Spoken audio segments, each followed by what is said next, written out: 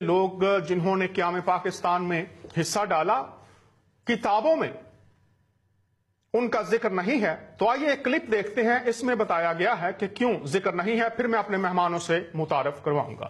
آئیے یہ کلپ دیکھتے ہیں۔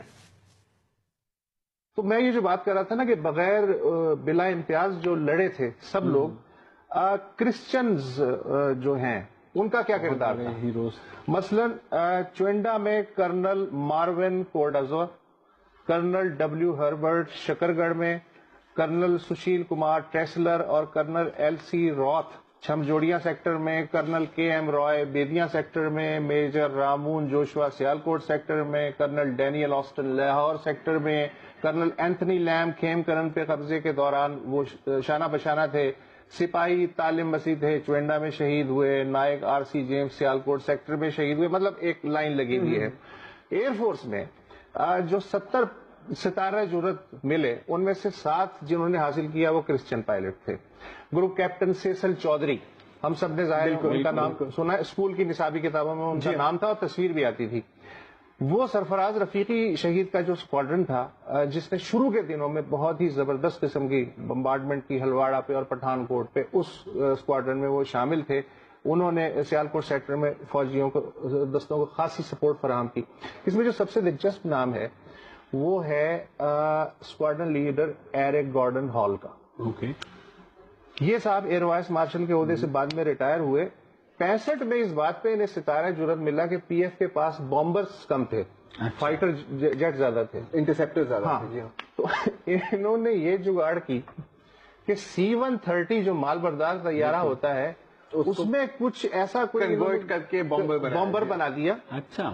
اور پہلی جو سارٹی ہے وہ انہوں نے خود اس پہ گئے، کھٹو برج پہ بمباری ہوئی C-130 سے بطور بمبار، اور اس طرح کے پوری جنگ میں 13 مشنز ہوئے۔ اسکواڈرن لیڈر مڈل کوٹ ستارہ جرت 2 دفعہ ملا، بالکل ادھر 71 میں بھی اور 65 میں بھی۔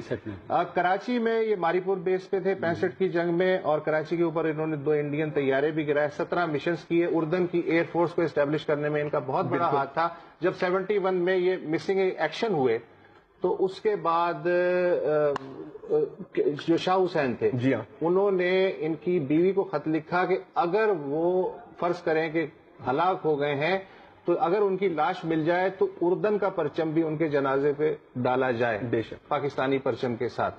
تو ایک ہے، ابھی پتہ نہیں وقت ہے یا نہیں ہے، میں اس میں سے ایک اقتباس سنانا چاہ رہا ہوں۔ آپ سنائیے۔ یہ ان کا ہے لیزلی مڈل کوٹ، ان کی جو بیٹی ہیں ماروین مڈل کوٹ، اس کا تذکرہ ہے، اس کا ایک واقعہ ہے بڑا زبردست۔ کتاب کے کور بھی آپ بے شک دکھائیں۔ یہ ہے کتاب سبز و سفید ہلالی پرچم کے محافظ و شہداء، یہ اعظم معراج صاحب ہیں، انہوں نے بڑی محنت کی ہے اس کتاب پہ۔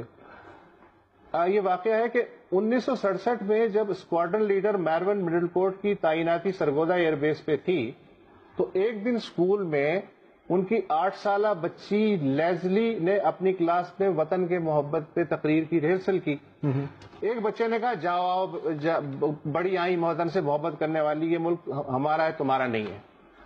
جو لیزلی تھی وہ شاک ہوئی، اور جب اسے ہوش آیا تو اس نے اس بچے پہ تھپڑوں کی برسات کر دی، اور اس نے کہا تمہاری جرت کیسی ہوئی یہ کہنے کی کہ یہ ملک تمہارا ہے اور میرا نہیں ہے۔ اس کے بعد وہ ڈپریشن میں چلی گئی۔ جب وہ گھر آئی تو باپ آ گیا، اس نے کہا بیٹا کیا ہوا؟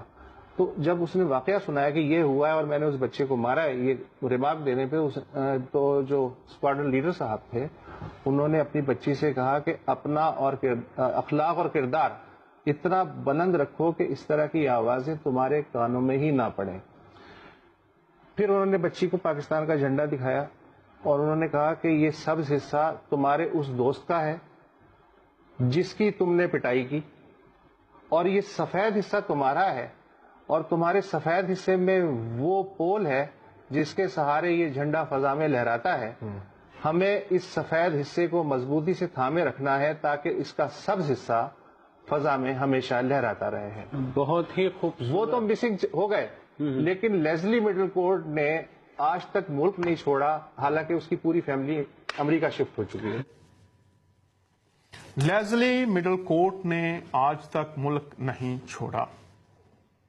ہمیں اس سفید حصے کو مضبوطی سے تھامے رکھنا ہے تاکہ سبز حصہ فضا میں لہراتا رہے۔ آپ یہ حقائق سن رہے تھے۔ یہ تینوں صاحبان دور حاضرہ کے تجزیہ نگاروں میں یکتا حیثیت